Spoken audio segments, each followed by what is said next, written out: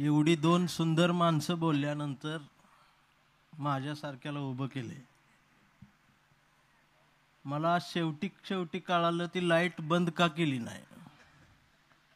आणि त्या लाईटवाल्यांना पहिल्यापासून सांगत होती की ती लाईट बंद करा. मग नंतर लक्षात आलं माझ्यासाठी सुरू होती आणि मी दिसत नसावा म्हणून ती सुरू होती. एक 8 फूट उंचीचा माणूस बोलला, त्याच्यानंतर 5 फूट उंचीचा माणूस बोलला आणि मग मध्ये 5.5 फूट उंचीचा मी आलो. तर उंची ही माणसाची किती आहे यावर नसते, तो माणूस जगलाय कसा यावर त्याची उंची असते.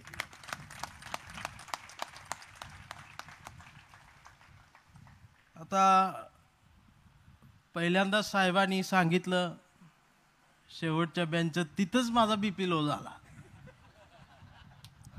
कारण साहेब मी शेवटच्याच बेंचवरचा, आता लई टाळ्या वाजणार. तुम्ही दोघं तरी 12वी 13वी नापास, पण मी 5वी पासूनच नापास नापास नापास. इतकी वाईट परिस्थिती. आमच्या शाळेत बुद्धिमत्तेनुसार तुकड्या मिळायच्या. अति हुशारला अ तुकडी, मग त्याच्यापेक्षा कमी हुशार त्याला ब तुकडी, मला ड तुकडीत टाकलं होतं त्यांनी. आता वातावरण सगळं नकली आहे. या नकली चाललेल्या वातावरणात खरं काय. तर मी एक गमतीशीर उदाहरण देत असतो की एकदा एक शाळा तपासायला शाळेचा एक इन्स्पेक्टर शाळेत गेला. त्याला वाटलं बघावं विद्यार्थ्यांना काय शिकवलंय. आणि त्याने एका विद्यार्थ्याला उभं केलं आणि विचारलं, सांग म्हणला देशाची राजधानी कुठली. तर ती विद्यार्थी रागान बघत म्हणला ते अजिबात विचारायचं नाही. इन्स्पेक्टर म्हटलं मग महाराष्ट्राची राजधानी सांग. तर तो विद्यार्थी अजून चिडला, म्हटला ती तर अजिबात विचारायचं नाही. इन्स्पेक्टर म्हटलं अरे का. तर विद्यार्थी म्हटला सर माफ करा, मला 10 रुपये देऊन शाळेत थांबवलंय, मी नकली आहे, माझा शाळेचा काही सुद्धा संबंध नाही. इन्स्पेक्टर म्हटले विद्यार्थीच नकली बसवलाय, शिक्षक कुठं आहेत. तर शिक्षक आले. इन्स्पेक्टरनं शिक्षकाला झापलं. तेवढ्यात शिक्षकाने हात जोडले आणि म्हणाले साहेब तो 10 रुपयेवर आहे, मला 100 दिल्यात, माझा आणि शाळेचा काही संबंध नाही, मी पण नकली आहे. आता इन्स्पेक्टर अजून चिडला, म्हणला हेडमास्तर कुठं आहेत बोलवा आत्ताच्या आता. तर हेडमास्टर बाजूलाच लपले होते. ते हात जोडून पुढं आले आणि म्हटले साहेब तो 10 रुपयेवर आहे, हा 100वर आहे, माझं पद मोठं आहे म्हणून मला 500 दिल्यात, मी नकलीच्या पुढचा आहे. म्हटला मी अजिबात वसली नाही, कुठंच नाही, मला माफ करा. इन्स्पेक्टर म्हटला इथं सगळाच कारभार नकली सुरू आहे, तुम्हाला दंड भरावा लागेल. हेडमास्टर म्हटले त्याची तयारी केलेली आहे, किती द्यायचं तेवढं सांगा. इन्स्पेक्टर म्हटला 50,000 रुपये होतील, पण पावती मिळणार नाही. हेडमास्टरांनी लगेच 50,000 काढले, इन्स्पेक्टरच्या हातात दिले, पैसे मोजले. इन्स्पेक्टर हसत म्हटला एक गंमत सांगू का. ते म्हटलं काय. मी होतो म्हणून 50,000 ऐकलं, खरोखरचा आला असता तर गणित 5 लाखाच्या वर गेला.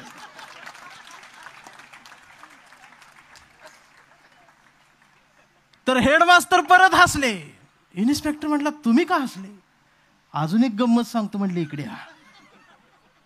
इन्स्पेक्टर हेडमास्टर जवळ गेले आणि हेडमास्टर हळूच कानाजवळ जाऊन बोलले साहेब जिथे विद्यार्थी नकली, शिक्षक नकली, हेडमास्टर नकली, अख्खी शाळाच नकली, शाळा तपासायला तुम्ही आला, तुम्ही बी नकली, तुम्हाला त्या नोटा दिल्या होत्या त्या तरी कशा खऱ्या असतील, त्या बी नकली आहेत म्हणले. या सगळ्या नकली चाललेल्या आजच्या जमान्यात खरं आणि सत्य काय असेल तर मला वाटतंय या देशात खरं आणि सत्य ही पुस्तकं आहेत आणि पुस्तकं वाचून मोठी होणारी माणसं खरी आहेत. कविता खरी आहे, साहित्य खरं आहे. मित्रांनो, गौतमी पाटलाच्या डॅन्सच्या गर्दीचा भाग होण्यापेक्षा गौतमी पाटलाच्या डॅन्सच्या गर्दीचा एक भाग होण्यापेक्षा रायगडाच्या पायरीवर मावळ्यांनी सांडलेल्या रक्ताचा साक्षीदार होऊन जर तुम्हाला जगता आलं तर आयुष्याचं सोनं झाल्याशिवाय राहणार नाही. मंडपात उजव्या बाजूला बसलेल्या पोरांच्या धमन्यांमध्ये शिवाजीच असावा ही खात्री आहे, आणि मंडपात डाव्या बाजूला बसलेल्या पोरींमध्ये शिवाजीची मावळ्या असे वरडत नाहीत. आणि डाव्या बाजूला बसलेल्या माझ्या बहिणी ह्या जिजाऊ सावित्रीच्याच लेकी असाव्यात याच पद्धतीनं मी बोलणार आहे. आणि म्हणून त्याची ती कवितेची कविता येते की पाखरांच्या चोचीमधला घास व्हावी कविता, पहिला आणि शेवटचा श्वास व्हावी कविता, कोसळावेत थेंब भुईत मातीचा वास व्हावी कविता, उगवावा पिंपळ एक प्रवास व्हावी कविता, त्याच पिंपळाच्या सावलीला मानवतेचे गीत गाणारी बुद्ध व्हावी कविता, मी करावे पाखरांच्या हवाली तिला मग शुद्ध व्हावी कविता, हिंदूंच्या कंठामध्ये सलाम अलिकम सलाम व्हावी कविता, मुस्लिमांच्या भाळावरचा नाम व्हावी कविता, मंदिर मस्जिद बांधणाऱ्यांच्या कपाळाचा घाम व्हावी कविता, आणि या देशाच्या मातीत विज्ञान पेरणारी अब्दुल कलाम ही व्हावी कविता. ही कविता सर खरं सांगतो शेवटच्या बाकड्यावर बसून लिहिता आली. पण आज मला मनातून वाटलं की त्या काळात जर तुमच्यासारख्या माणसांची भाषणं कानावर पडली असती तर मी भारतातला सगळ्यात मोठा अधिकारी झालो असतो. पण तेव्हा कोणी भेटलंच नाही. आणि हे गॅदरिंगचं वातावरण बघून मला एक प्रसंग आठवतो. माझं 5वीच्या वर्गात असल्यापासून एक स्वप्न होतं की मला गॅदरिंगमध्ये घ्या, पण मला कोणी घेतच नव्हतं. मी इतका चिडून म्हणायचो, मी सर काय कुठला रोल द्यायचा ते द्या, कुठल्या गाण्यावर नाचायचं ते सांगा, मी काही करीन पण मला गॅदरिंगमध्ये घ्या. पण ते दरवर्षी मला नाकारायचे. आणि अभ्यासात फारसा काय हुशार नव्हतो. जसं ते सरांनी सांगितलं आई वडिलांना, आमचे आई वडील ही मोलमजुरी करणारी. अहो मी कितवीला आहे हे वडिलांना माहीत सुद्धा नव्हतं. म्हणजे आता फक्त सगळे लोक घरी येतात आमच्या भेटायला, घर मोठं बांधले मी, काही विद्यापीठातून माणसं येतात, माझ्या कवितेवर काही PhD लोक करतात, ते घरी येतात तर ते वडिलांना ते फक्त एवढंच माहिती ही काहीतरी बोंबलत फिरते. ही परिस्थिती आहे. तर ते शाळेत असताना फक्त डोक्यात एकच की गॅदरिंगमध्ये घ्या. मला आठवते मला ते घ्यायचे नाहीत. मग असंच पारितोषिक वितरण समारंभाला बसायचो आम्ही. मग आम्ही मागच्या बेंचवर तिकडं कोपऱ्यात. बरं मला एकट्याला ज्या गर्दीत मी जिथं बसले त्या माझ्या चारी बाजूला 4 शिक्षक बसवायचे, कारण मी शांत बसत नव्हतो. आता तरी खुर्च्या आहेत तुम्हाला, आम्हाला वाळूत बसवायचे. आणि मग ते अशी दगड, ह्याला दगड मार, मग त्याला तिकडं दगड मार, आणि वरनं अजून आम्ही खाली एवढा वेळ बसायचं. वर बसलेल्या प्रमुख पाहुण्याला थंडगार पाण्या वाटल्या, आम्हाला का नाही, म्हणून अजून माझ्या डोक्यात चीड. वरनं अजून ती बघणार. मग जरी प्रमुख पाहुणा लयच बोर करायला लागला तर मुद्दाम जोरात टाळ्या वाजवणार. मग त्याचा परिणाम असा व्हायचा त्या प्रमुख पाहुण्याला वाटायचं मी भारीच बोलायलोय, आणि ते अजून जास्त बोलणार, आणि मग शिक्षक माझ्या रागान बघणार. आता बऱ्याच दिवसानंतर स्वागत गीत आमच्या समोर झालं, पण स्वागत गीत आमच्याकडे तोंड करून न म्हणता त्यांनी पुढे बघून म्हटलं ती जरा बरं झालं. नाहीतर स्वागत गीत म्हणताना त्या पुरी आणि ते शिक्षक त्या पाहुण्याकडे असे एकटकच बघत असतात. स्वागत म्हटलं स्वागत करतात का नेमकं, का आलायस बाबा असं म्हणतात. अशी परिस्थिती असते. मला गॅदरिंगमध्ये घ्या. 9वी पर्यंत मला गॅदरिंगमध्ये यांनी घेतलंच नाही. बस शिक्षक विद्यार्थ्याला मारतात इथवर खरं होतं. मला शिपायांनी सुद्धा सोडलं नाही. मग सगळीच मारायची. आणि 10वीच्या वर्गात मी आलो, थोडंसं माझं प्रमोशन झालं. मला क तुकडी मिळाली. ड मधनं क मध्ये आलो. क मध्ये काय होतं, मुलं आणि मुली एकत्र होती, त्यामुळं जरा आनंदी झालो. पण मागचा बेंच ठरलेला आणि ते गणिताचा तास चालू होता, जो कधी आम्हाला आयुष्यात ते गणित जमलं नाही. म्हणजे मला आजही कळत नाही की ती 16 प्रमेय आम्ही जी 16 दिवस जागून पाठ केली, त्या प्रमेयात आता कुठं उपयोगच होईना. पायथागोरसचं प्रमेय कुठलं भाकरी मिळवण्यासाठी झालं मला आजपर्यंत कळणार नाही. पण सगळं विसरलं तर अजून ती पाठ आहे. म्हणजे बायकोन सकाळी मला काय सांगितले हे विसरतोय मी, पण ती पायथागोरस प्रमेय पाठ आहे. एवढं छळलं होतं गणित आहे मास्तरना. गणिताचा तास चालू होता आणि आमच्या सांस्कृतिक विभागाच्या जगताप मॅडम वर्गात आल्या. जशा त्या वर्गात आल्या, आता सांस्कृतिक डिपार्टमेंट म्हटले की माझा आकर्षणाचा भाग, थोडीशी झोप येतो लगेच जागा जाऊन मॅडमकडे बघायला. म्हणजे गॅदरिंगचा काळ आता सुरू झाला आहे. मी आता उठून म्हणाव का मला घेता का, पण तेवढ्याच जगताप मॅडम म्हणल्या ते चंदन शिवेला उठवा. म्हणजे उभा करा म्हणत नव्हती मला, त्याला उठवा, म्हणजे मी झोपल्यालाच आहे असं यांनी गृहीतच धरलं होतं. मी त्यांनी उभारलो, म्हटलं काय झालं मॅडम, म्हटले ऑफिसमध्ये चल, कुंभार सरांनी बोलवलं. कुंभार सर आमचे मुख्याध्यापक. मग मी जरा घाबरलो, म्हटलं आज सकाळपासून तर आपण कोणाची खोड काढली नाही, काय नाही, आज डायरेक्ट डॉनच बोलून, म्हटलं अवघड आहे. मग ते मॅडम सोबत चालायला लागलो. मग ते असं वरांड्यातनं ऑफिसपर्शी गेलो तर कुंभार सर काहीतरी सह्या करतोय. माझ्याकडे असं बघितलं, मी आपला हाताची घडी घालून उभारलो. मी लईतले 1-2 मिनटं हाताची घडी घालू शकतो. त्यांनी काय म्हण नंतर मग खिशात हात घातला. म्हटलं आता आणि झालो निवांत. म्हटलं आता काय करायचं करा. म्हणजे हे पुष्पा आत्ता आला, मी पुष्पा तेव्हा होतो.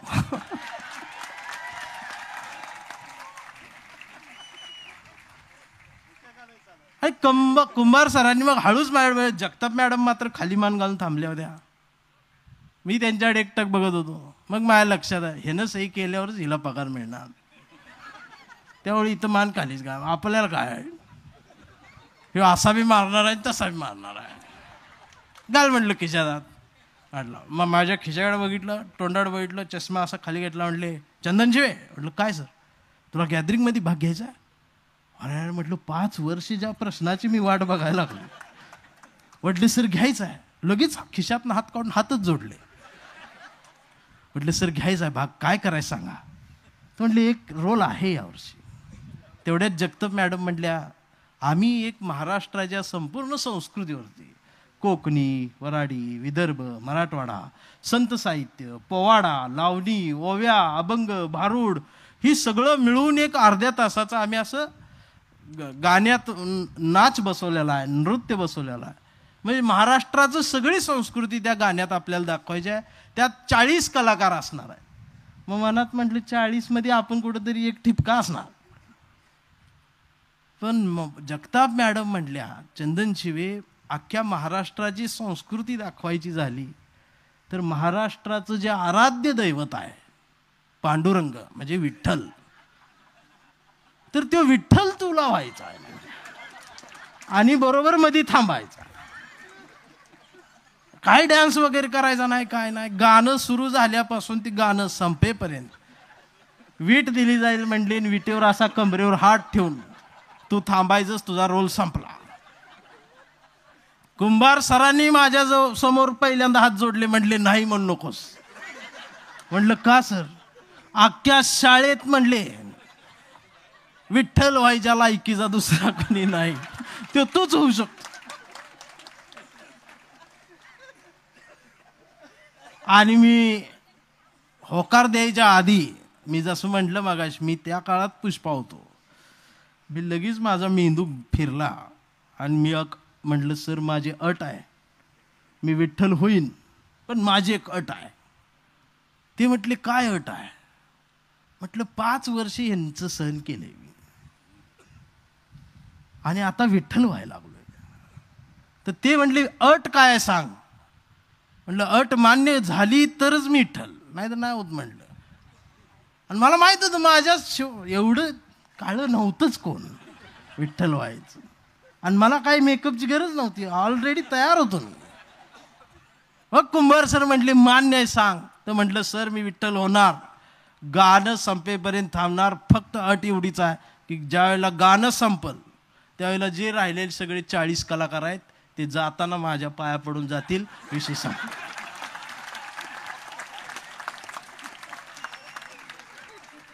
आणि झालं तसंच. मी उभा राहिलो, गाणं सुरू झालं. माझ्या डोक्यात एकच, कोण पाया पडते ते. मग जेवढी हुशार होती पहिल्या बेंचवरची, कोण ज्ञानेश्वर झालं होतं, कोण तुकाराम झालं होतं, कुणी जी जी देखणे ती झाली होती, पण कुणी किती का देखणं असं ना, शेवटी पाया माझ्या पडायला. पण मी विठ्ठल झालो होतो. आणि मग ती माझी कविता जी आहे विठ्ठलाची ती बाहेर आली नंतर.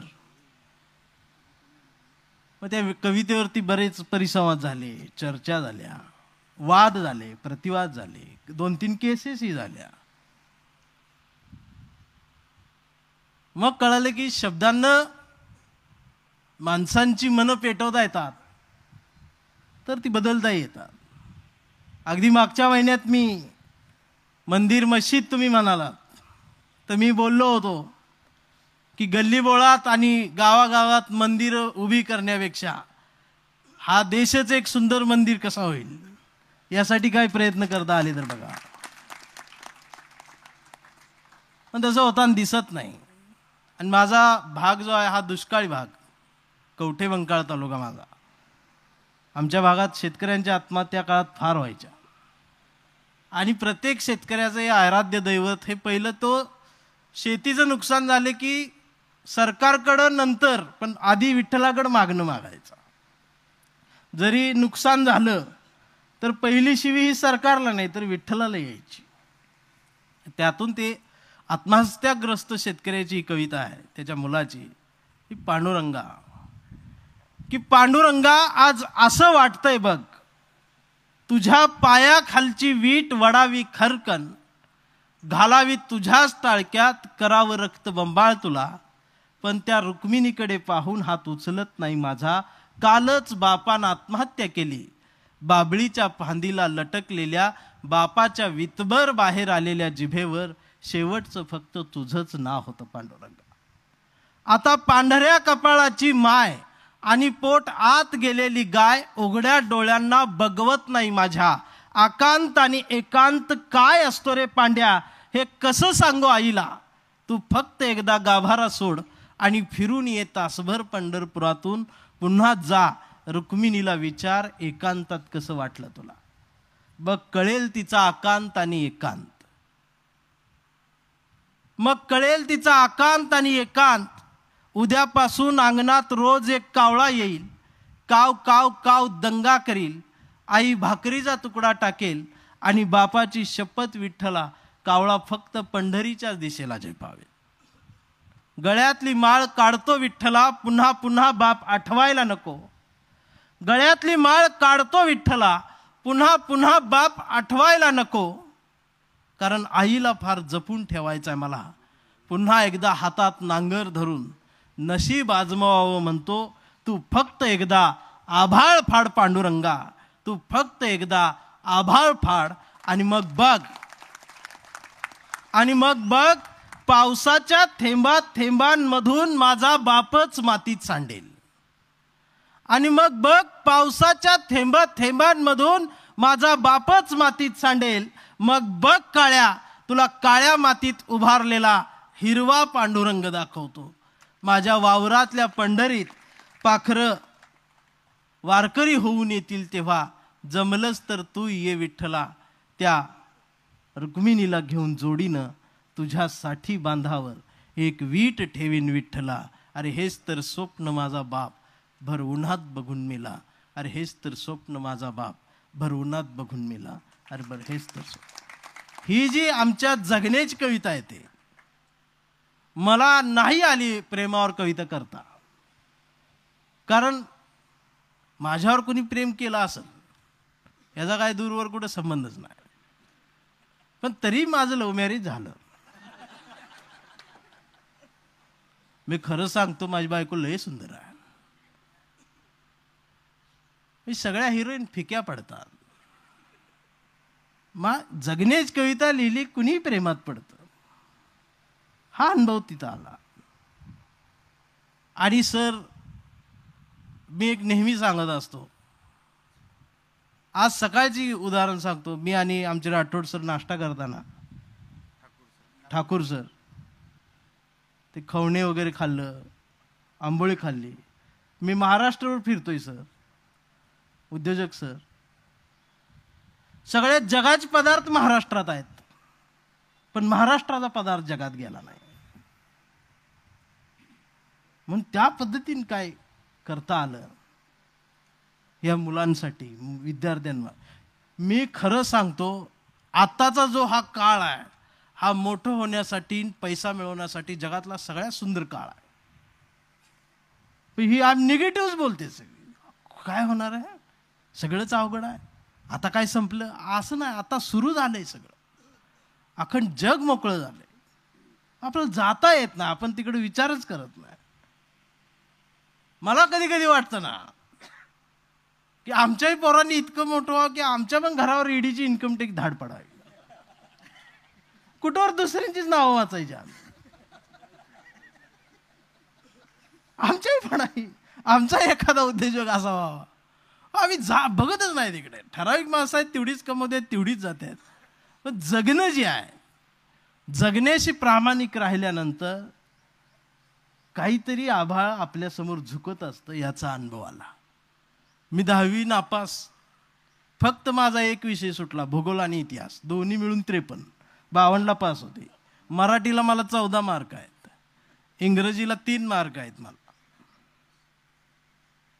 आणि 10वी नापास झाल्यावरती मी गावात सगळ्यांना सांगून ठेवले, कुठं काशी करा तिकडं करा, माझ्या घरी पेढा द्यायला कोणी यायच नाही. तरी रात्री 10 वाजता एक मुलगी पेढा द्यायला अंधारात घरला आली. वडील झोपले होते, तिनं वडिलांना उठवलं, म्हणली काका. मग वडील उठले, तिनं आमच्या वडिलांना पेढा दिला. म्हटले वडील, म्हणले कसला पेढा? तर वडली मी 10वी पास झाले. आणि मग वडिलांच्या लक्षात आलं मला पण एक मुलगा आहे. आणि त्यांनी मला विचारलं तू कितवीला आहेस? म्हटलं 10वीलाच होतो. म्हणजे तुझं काय झालं? म्हणलं नापास झालो. तसे म्हणले हा, काहीतरी कुठल्याच विषयात? म्हणले एकाच विषयात पास आहे, बाकी सगळं गेले. म्हटले आता बास करा. म्हटलं मग काय करू? म्हटले आता जावा तुम्ही, घर सोडा. म्हणले आता तुम्हाला खायला घालायचं आपला काळ संपलेला, उद्यापासून रोज 60 रुपये घरात आणून द्या. ते घर सोडलं. ते 2 महिने स्लॅबच्या कामाला गेलो, तिथं काय जमलं नाही. एका लग्नाच्या निमित्तानं वराडियातून पुण्याला गेलो, ती तिकडंच राहिलो.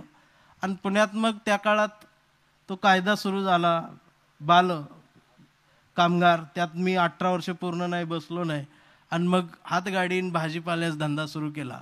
आणि ती भाजीपाला विकता विकता हातात रद्दी येत गेली, रद्दीतून पुस्तकं येत गेली, पुस्तकातून शब्द येत गेले.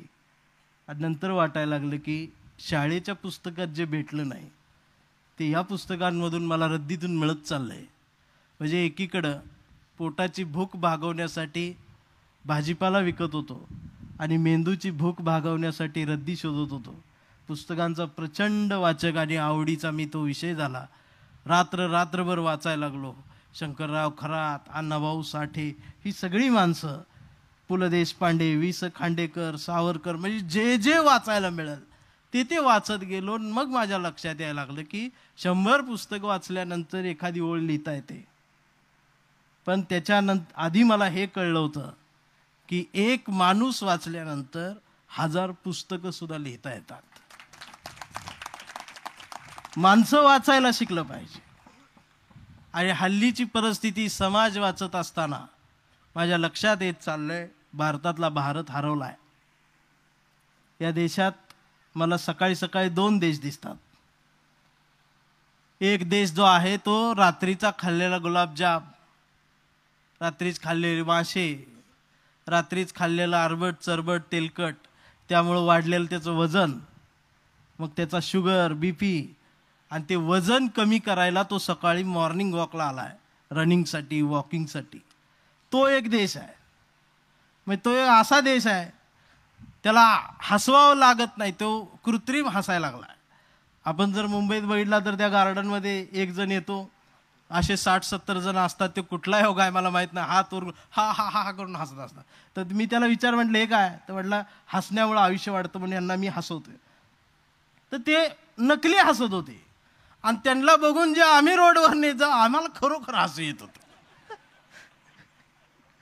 हसायचं असलं तर मी म्हणाय सकाळी सकाळी चल तिथे एका मित्राला, ते पैसे देऊन हसत होते आणि त्यांना बघून आम्ही फुकट हसत होतो. तो एक देश आहे. आणि त्याच वेळेला दुसऱ्याच बाजूला पोट उपाशी आहे म्हणून भाकरी मिळवण्यासाठी बाहेर पडलेला एक देश आहे. जो कामगार आहे, जो या देशाचा कणा आहे, बहुतेक मला वाटतं तो तुमचा बाप आहे, माझा बाप आहे. फार काय श्रीमंत घरात आलेली विद्यार्थी नाहीत या शाळेत आमच्या. मी सगळी शाळेची 50 वर्षाची माहिती काढून आलेलो आहे. मी असा दिसत असलो तर जरा आहे मी पुढचा. पण ह्या उपाशी भारताची एक आर्त किंकाळी या पोट भरलेल्या लोकांच्या कानावर गेली पाहिजे, ती त्यांना समजावली पाहिजे. या दोन्हींचा मेळ साधला पाहिजे. लेकरूवाळी माणसं उपाशी आहेत, पोट भरलेल्या माणसांनी लेकरूवाळ्या उपाशी माणसाचा हात धरला तर या पृथ्वीवरचा सर्वात सुंदर देश हा भारत असेल, ही सांगणारी कविता मला लिहावी लागणार याचं भान मला आलं. पण हल्ली जर बघितलं तर सर, या वयातल्या तरुणांपर्यंत सुद्धा जात आणि धर्म इतका जोरदार पद्धतीनं आला आहे की यातला भारतीयच हरवून गेला. ज्या गेटवरती तुमचं आमचं स्वागत ढोल ताशांच्या गजरात तिलक लावून झालं, त्याच गेटमधून उद्या हे विद्यार्थी पदवीधर होऊन बाहेर पडतील, तेव्हा माझ्यासारख्याला भीती वाटते की शाळेच्या गेटमधून, महाविद्यालयाच्या गेटमधून शिकलेला सुशिक्षित तरुण जर बाहेर पडत असेल तर तो फक्त भारतीय असावा, हिंदू किंवा मुसलमान नसावा, तर भारत सुरक्षित आहे. हल्ली हे मोबाईलचंही तुम्ही सांगितलं, तुम्ही म्हणालात आउट गोईंग आणि इनकमिंग तेवढं सुरू ठेवा, तर मला वाटतं यांचं आउट गोईंग आणि इनकमिंगच जास्त सुरू असतं. रात्रीचा फोन असा कानात चालू असतो, ते आता तर एकदम बारीक आले, याच्या कानात यानं काय गाठले हे पण कळत नाही. हा गोधडी आत तो असतो, गोधडीच्या आत, आणि मग ती सुरू असतं, जानू पिल्लू हूं हूं हूं. मग ती म्हणते झोप ना जानू, हा म्हणतोय नाही तू झोप, तो म्हणतोय हा नाही तू झोप. मग शेवटी हा म्हणतो तू झोप, मी तुझा श्वास ऐकेन. हे सुरू आहे.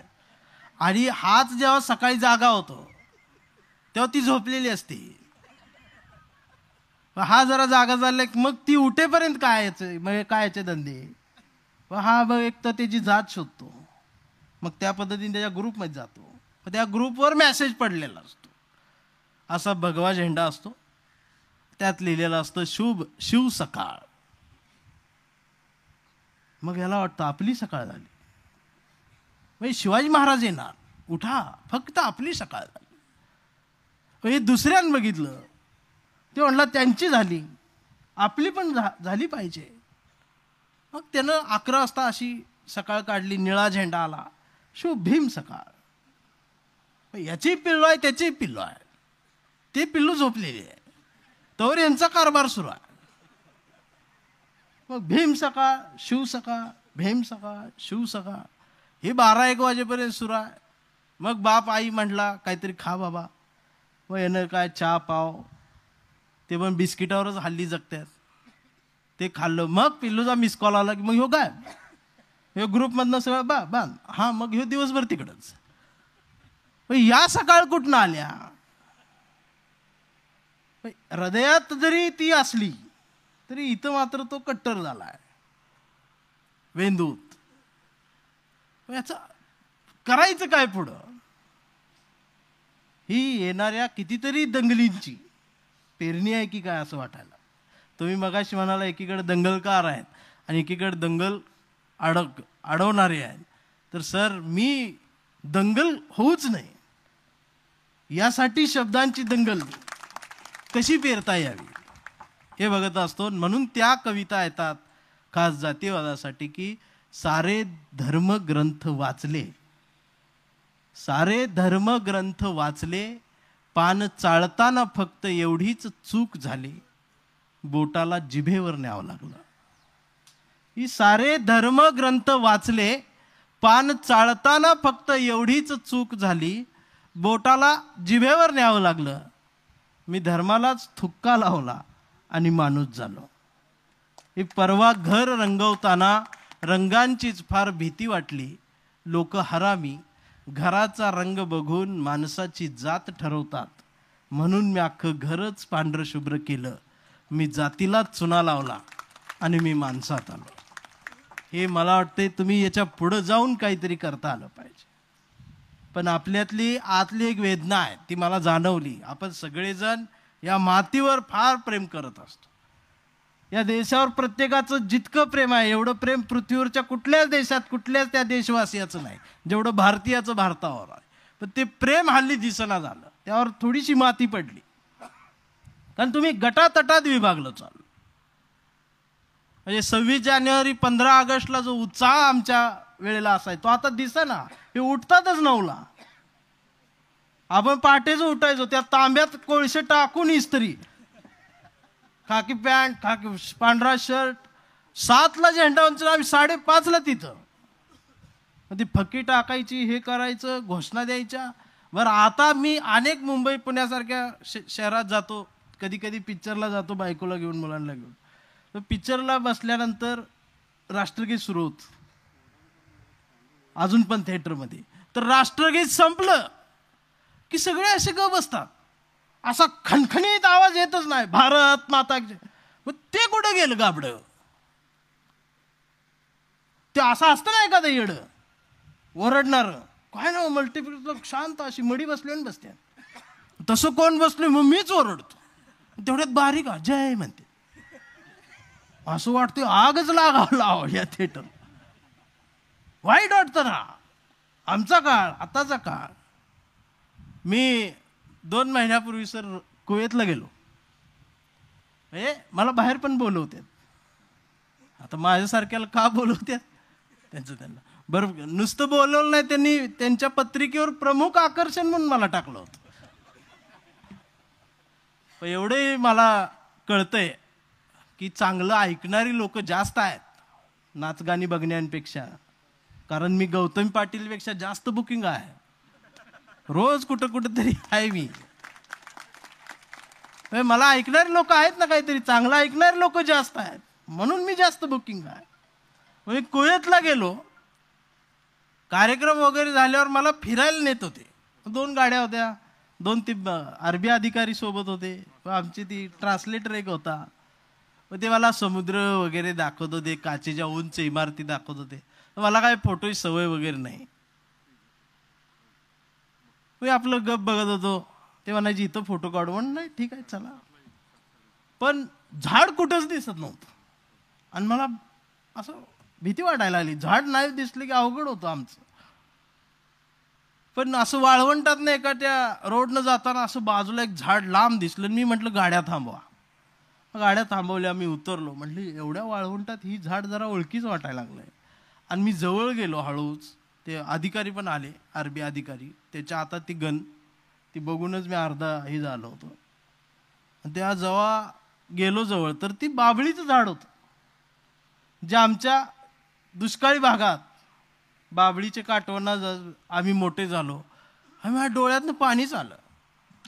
ते म्हटले काय झालं? तर म्हटलं अरे ही झाड आमच्या देशातलं आहे आणि मला असं वाटतं की ही माझा भाऊ, माझी एखादी बहीण पिढ्यानपिढ्या इथं माझी वाट बघत थांबल्या, ही भावना माझ्या मनात यायला लागली. म्हटलं सर तुम्हाला फोटोच माझा काढायचा असला तर या झाडाजवळ काढा.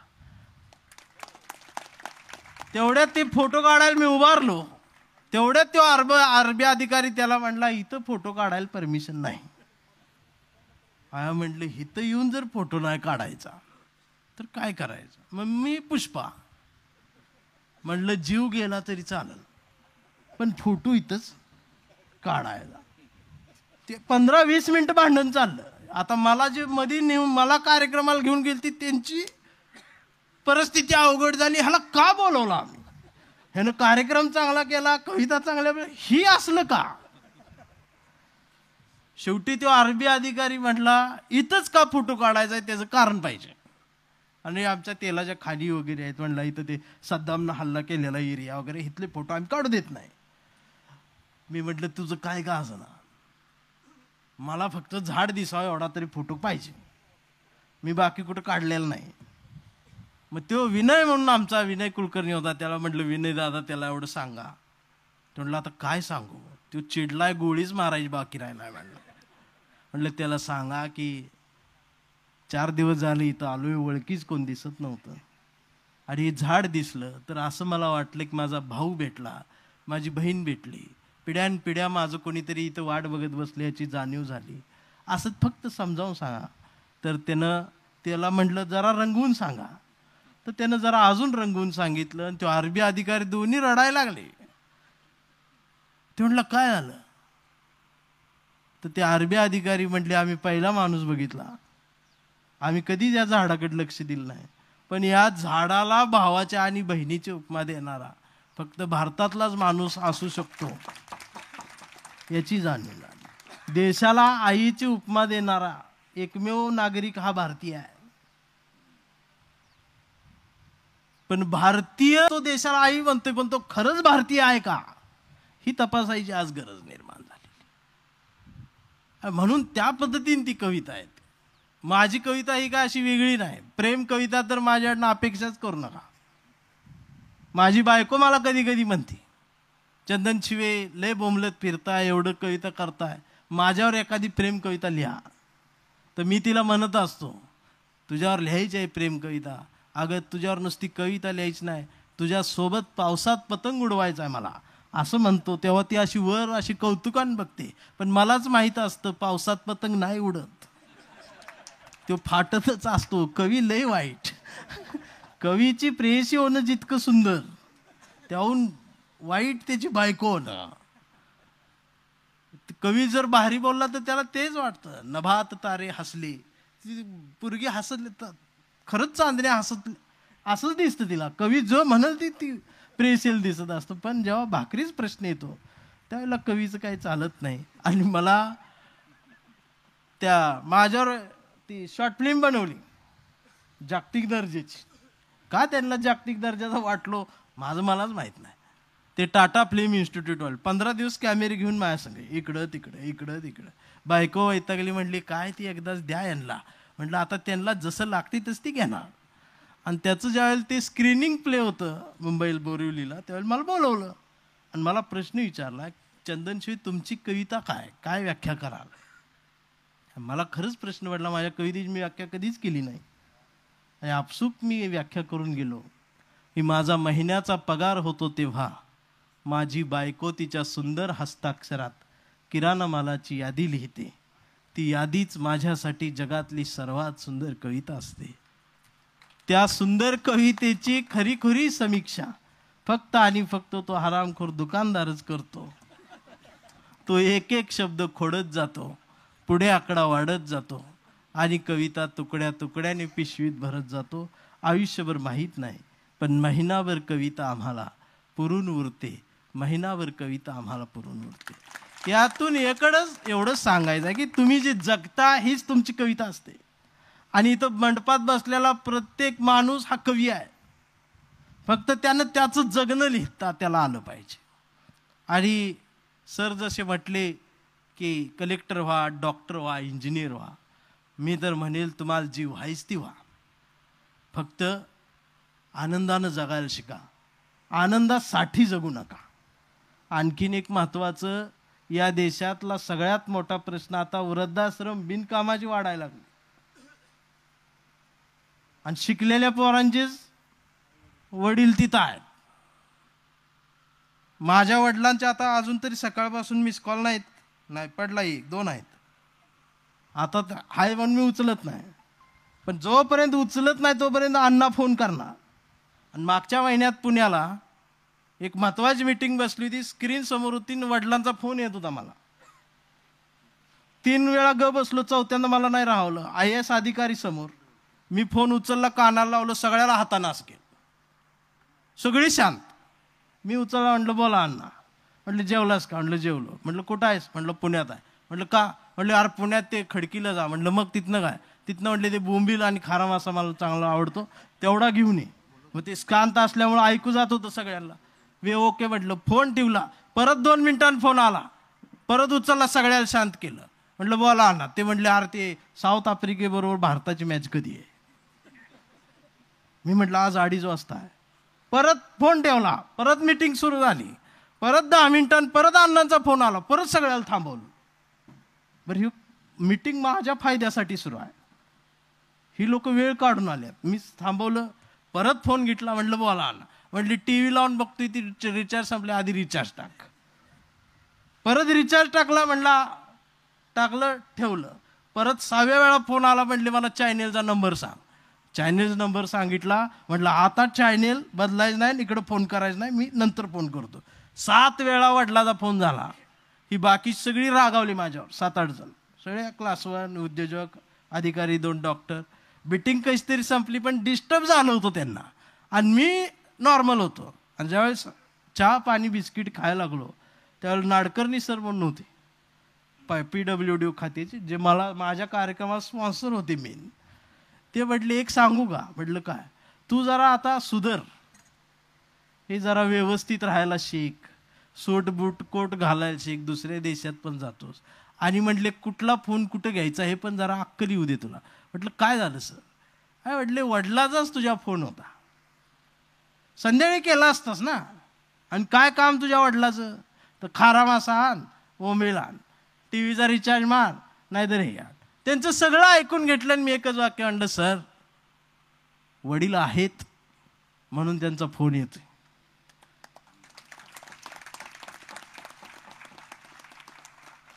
ज्या दिवशी वडील जातील त्यावेळी हो फोन येणार नाही.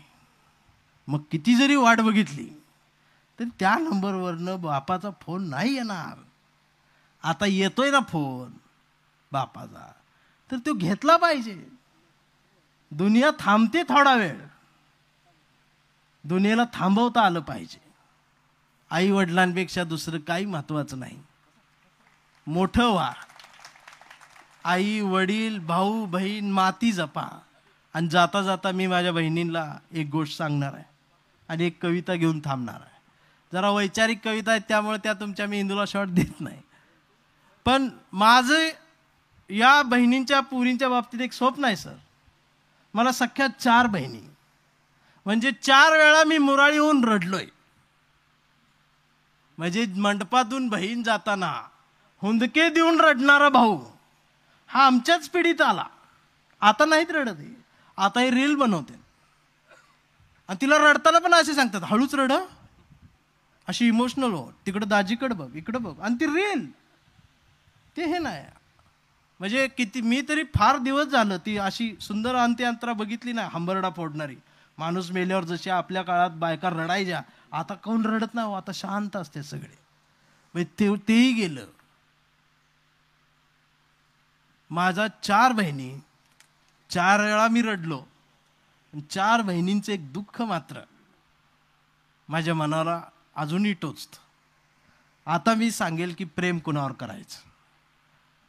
मायापूर या बहिणींसाठी आहे की तुम्ही म्हणाल प्रेम करायचं का नाही करायचं, प्रेम करायचं, पण कुणावर करायचं. माझ्या 4 बहिणींची लग्न झाल्यावर माझ्या लक्षात आलं की आधी त्या आमच्या राशन कार्डावरती होत्या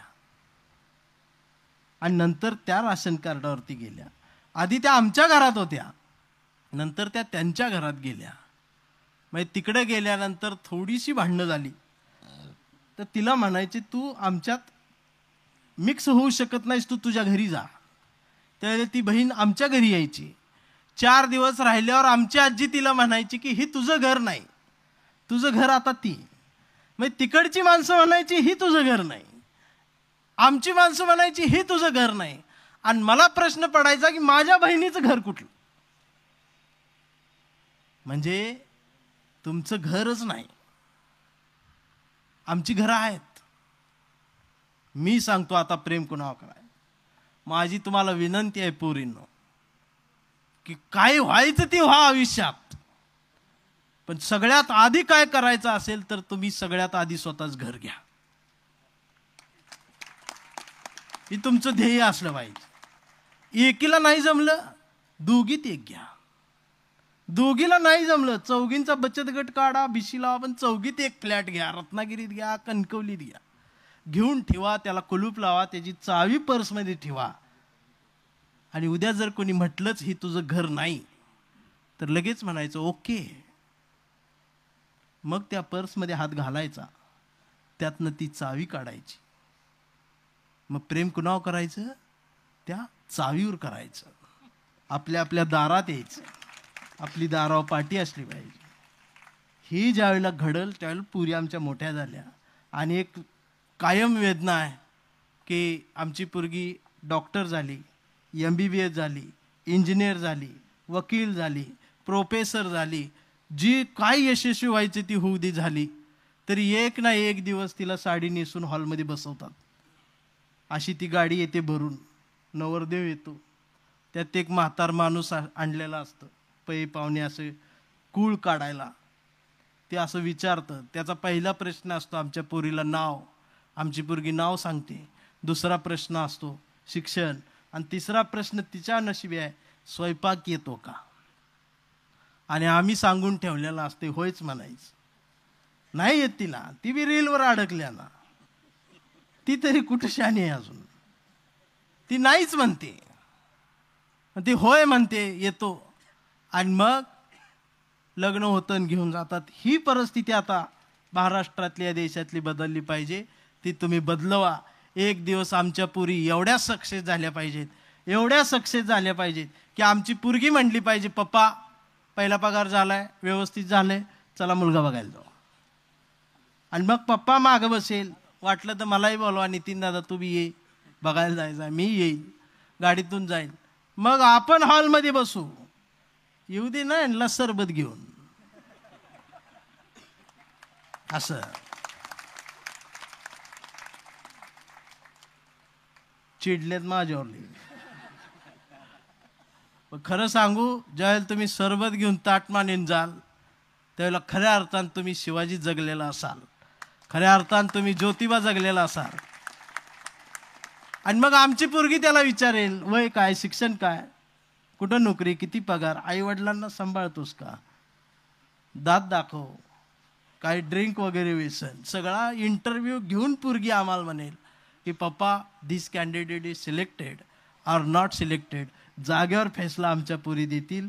त्यावेळेला मला वाटतं पुण्यातल्या भिडेवाड्याच्या त्या पहिल्या वर्गात पहिल्या फळ्यावर पहिल्या शिक्षिकेनं म्हणजे सावित्रीनं पहिली अक्षरं कुठली गिरवली होती ती शोधत बसण्यापेक्षा त्या पहिल्या गिरवलेल्या अक्षरांचा पुन्हा एकदा इतिहास लिहिला जाईल या पोरींकडून आणि सावित्री पुन्हा एकदा जन्माला येईल. ही तुम्ही आम्ही घेतलं पाहिजे. जरा आउट ऑफ माइंड तुम्ही जसं म्हणाला की 9% आपण 9% नाही 90% कसं जाऊ.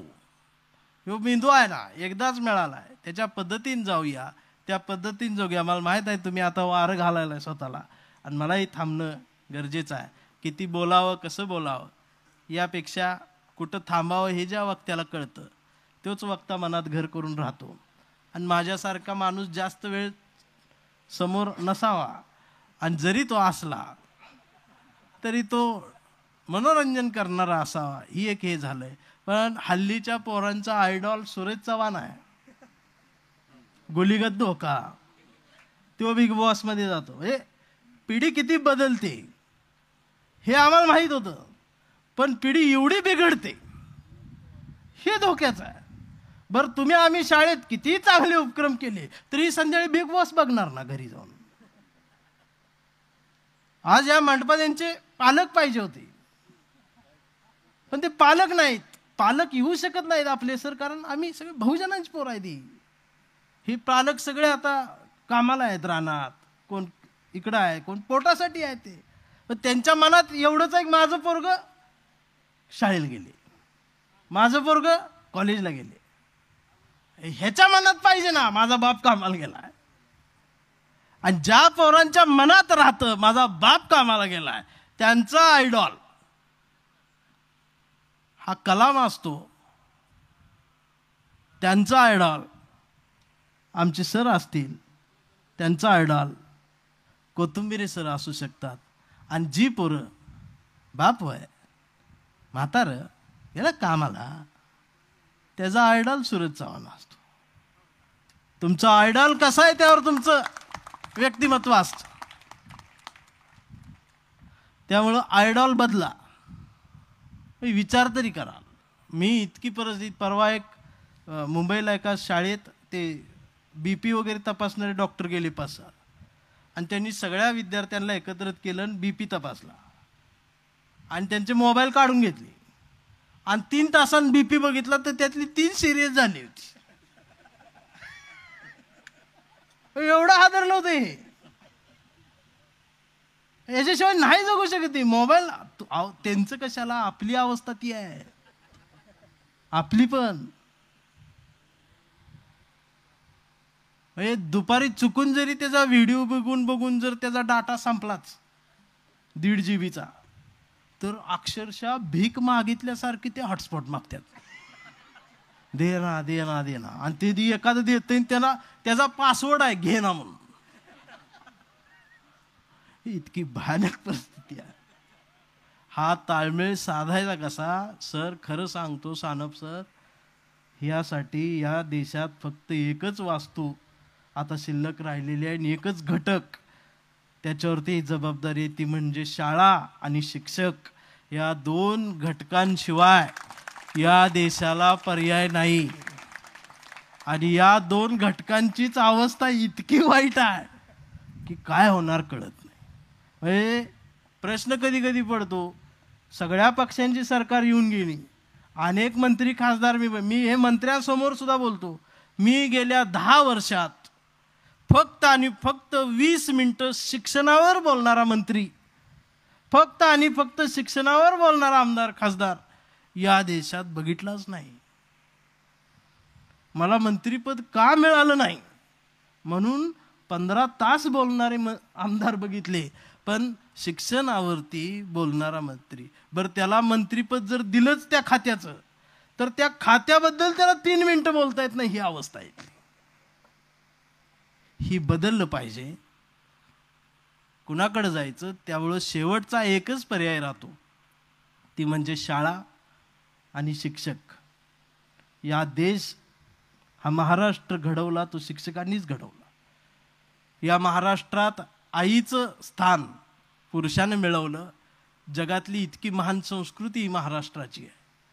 पुरुषाला आम्ही आई म्हणतो, माऊली म्हणतो, विठ्ठलाला माऊली म्हणतो, ज्ञानोबाला माऊली म्हणतो.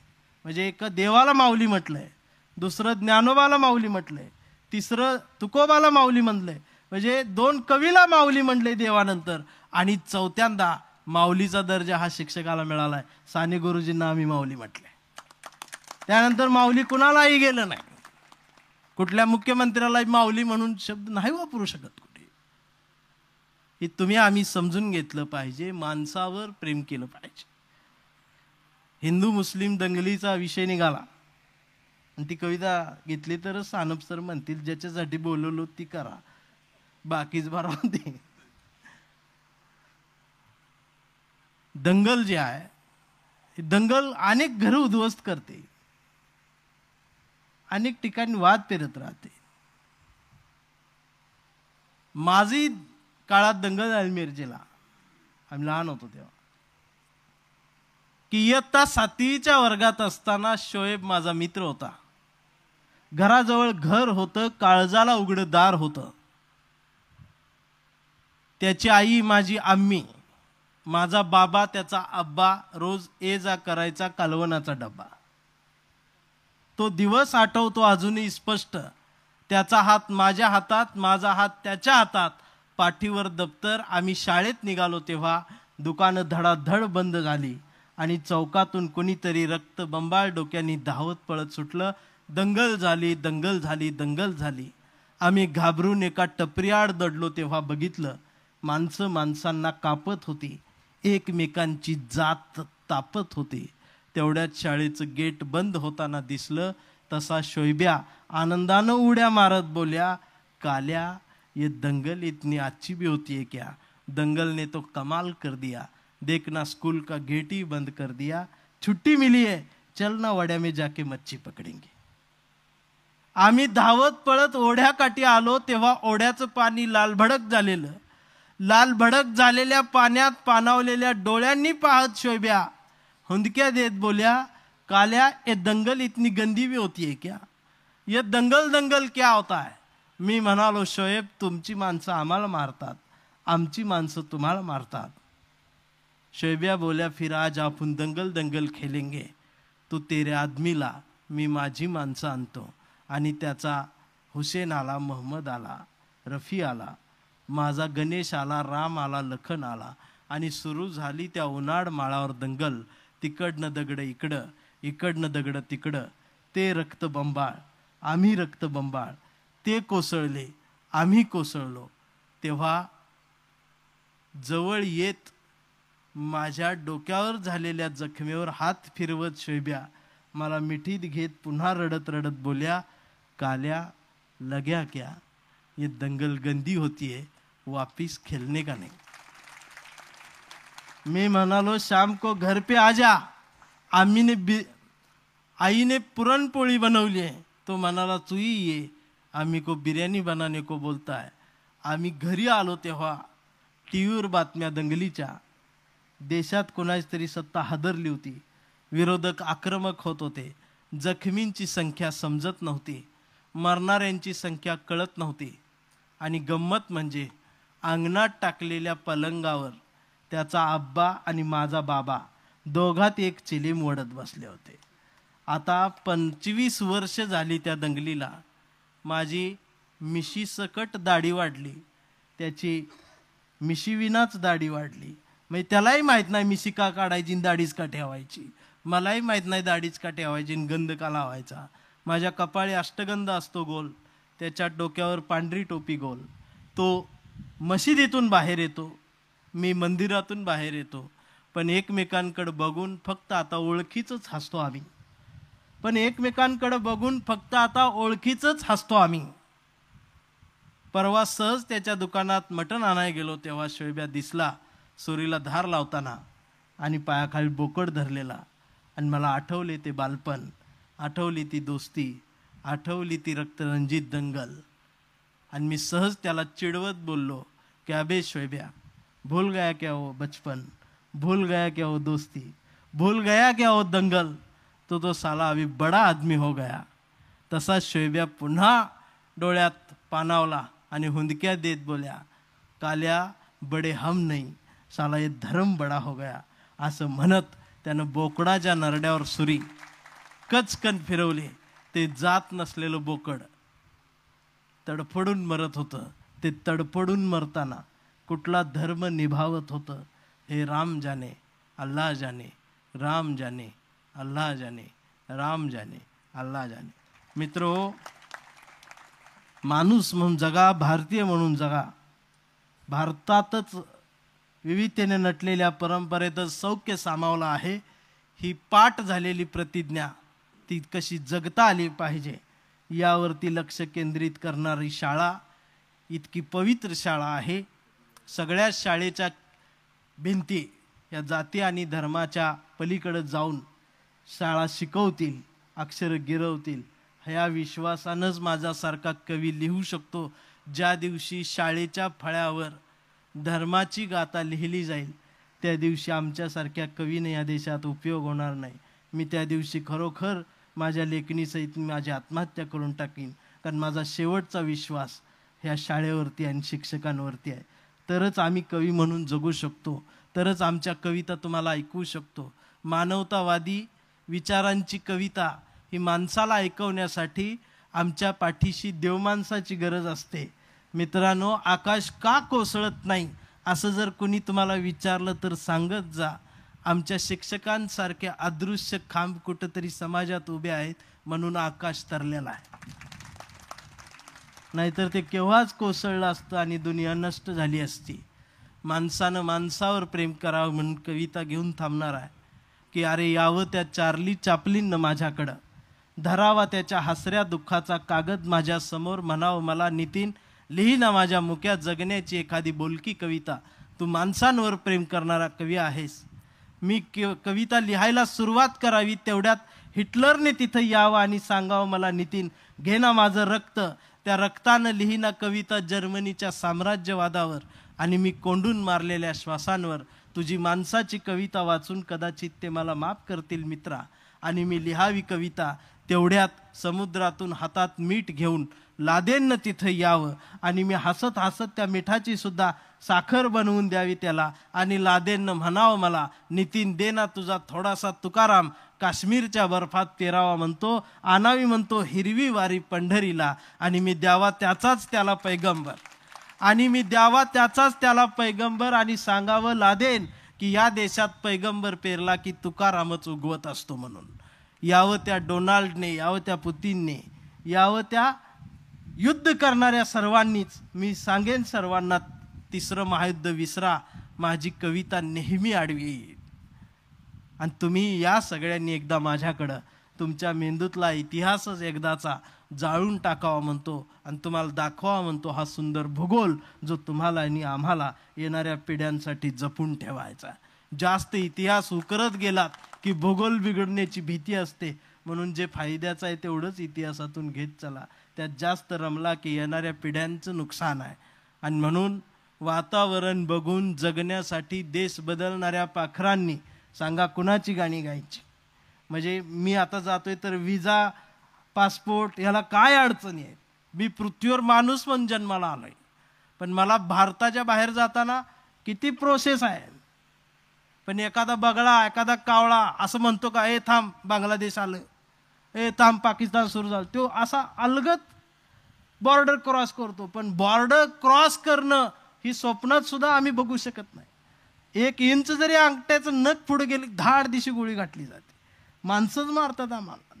इथं जनावरांपासून नाही तर माणसांपासून माणसाला भीती आहे. म्हणून वातावरण बघून जगण्यासाठी देश बदलणाऱ्या पाखरांनी सांगा कुणाची गाणी गायची. माझी कविता त्याच पाखरांच्या थव्यात कायम उंचच उंच विहार करत राहील, कारण मी फक्त आणि फक्त माणसांवर प्रेम करणारा कवी आहे. मी फक्त आणि फक्त माणसांवर प्रेम करणारा कवी आहे. मित्र हो, इतक्या सुंदर शाळेत तुम्ही माझ्यासारख्या कवीला बोलवलं, इतकी सुंदर माणसांसोबत मला विचार मंचावरती स्टेजवरती बसायची संधी दिली, आणि इतक्या सुंदर शाळेत तुम्ही मला उभं केलं त्याबद्दल मी आभार मानतो.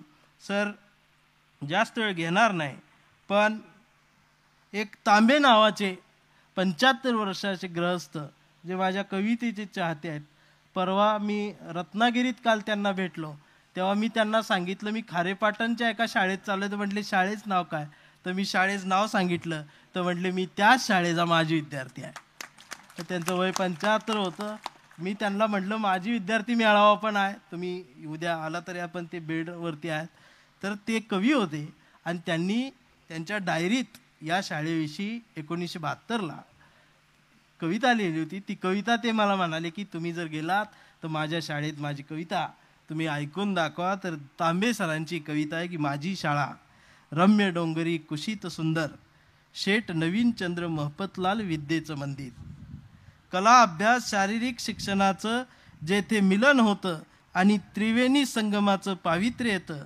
अनेक जातीचे अनेक धर्माचे अनेक गावचे विविध वर्णाचे विद्येचे पुजारी भक्तीस येती.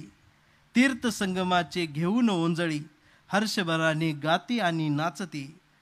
ज्ञानाचा सागर सुजून दुर्गुण, ज्ञानाचा सागर सुजून दुर्गुण सोडून गुरुजन राबतो रात्र दिन. तो जो मान निस्वार्थी इमानी गुणग्राही बलवान, दाही दिशा ही गाती गुणगान. आदर्श विद्यार्थी करण्या निर्माण, मातीतून ज्यांनी घडवलं सोनं. सर्व गाजे अखंडित कीर्ती, देशभक्तांशी ज्यांची जडलीत नाती. मानिले ज्यांना समथोर अनसान, असे मूर्तिमंत जेते प्रिन्सिपॉल महान पडता पाऊल हो तसे भास, हसरी फुले न पाने सज्ज स्वागतास, मिळता नजर कन मातीचा लाले लाल होतो, आणि आम्ही गाळलेल्या घामाची शाळीची माती साक्ष देतो, शाळीची माती साक्ष देतो. ही तांबे सरांची, तुमच्याच शाळेच्या माजी विद्यार्थ्यांची कविता मी त्यांच्या विनंतीला मान देऊन या मातीत ऐकवली. मित्रांनो, तुमच्या समोरून निघून जाताना एक वचन मात्र नक्की घेईन की यशस्वी व्हा, मोठे व्हा, इतके मोठे व्हा की कलेक्टर व्हा. पण सगळेच कलेक्टर नाहीत होणार सर, असं पण आहे. सगळेच कवी नाही होणार, सगळेच उद्योजक नाही होणार, पण तुम्ही जे काही व्हाल त्यातले सगळ्यात मोठे व्हा. ते नरेंद्र जाधवांचे वडील त्यांना म्हणाले होते की तू चोर झालास तरी हरकत नाही, पण जगातला सगळ्यात मोठा चोर झाला. आमचा बाप आणि आम्ही त्या पुस्तकात त्यांचा किस्सा आहे की वडील म्हणतात की तुला काय व्हायचं आहे, तर ते म्हणले मला अजून काय ठरलं, पण तू चोर जरी झालास तरी चालेल, पण जगातला सगळ्यात मोठा चोर हो. आणि दुनिया म्हणली पाहिजे काय साला चोर आहे. म्हणजे जरी तुम्ही कलेक्टर झाला तर दुनिया म्हटली पाहिजे काय कलेक्टर आहे. म्हणजे तेवढं भारी व्हा. आणखीन एक, आरशासमोर उभे राहून कायम मान ताट ठेवा. सर मी खरं सांगतो, मी अजूनपर्यंत कधी कुणासमोर झुकत नाही. पुष्पा, पण मी रोज आरशासमोर उभारलो की माझं मलाच ओवाळतो, माझं मलाच पाया पडतो आणि मी म्हणतो तूच तुझ्या जीवनाचा शिल्पकार. म्हणजे स्वतःच तुमच्या जीवनात शिल्पकार आहात. फक्त पुस्तकं हातात असली पाहिजेत, नाहीतर तूच तुझ्या जीवनाचा अत्याचार बी आहे. ते म्हणजे बदललं पाहिजे स्वतःला. आनंदाने जगा, छान जगा, व्यवस्थित जगा आणि पुन्हा पुन्हा या शाळेत येत राहा. शाळा जरी सुटली तरी मी सांगतो, पुन्हा एकदा सांगतो की आज पहिल्यांदा जे भाषण झालं सरांचं, ते भाषण जर मी 5वीला असताना मला मिळालं असतं तर मी 10वीला अतुकडीत असलो असतो. आणि पण झालं वेगळं. पण असो, काही हरकत नाही. शेवटच्या बाकड्यावर बसून सुद्धा जगण्याशी प्रामाणिक राहता येतं. जगण्याशी प्रामाणिक राहून जगणं गिरवता येतं. फक्त मिरवण्यापेक्षा स्वतःचं आयुष्य गिरवलं की सगळी दुनिया समोर झुकते. आज ज्या गॅदरिंगमध्ये मला भाग घ्या म्हणून 5 वर्ष संघर्ष करावा लागला, मी खरंच सांगतो आता फेब्रुवारी 23पर्यंत माझ्या सगळ्या तारखा गॅदरिंगसाठीच बुक आहेत. म्हणजे मी सगळीकडे गॅदरिंगचा पाहुणा असणार आहे.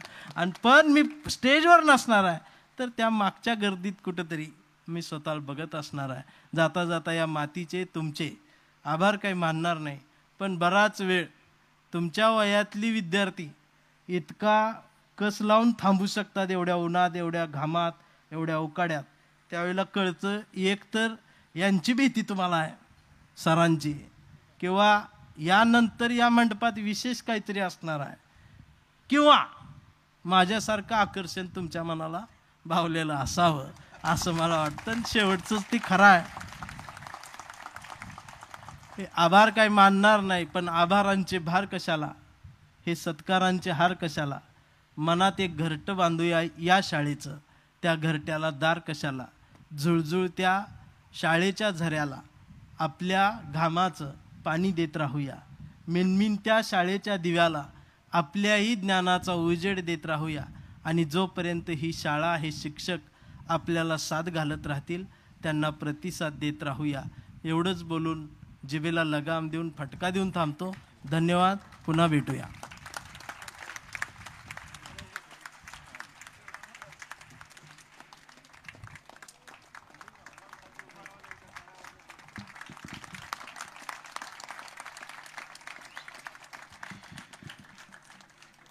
सर, हा सलाम आहे तो तुमच्या सरळ साध्या जगण्याला आहे.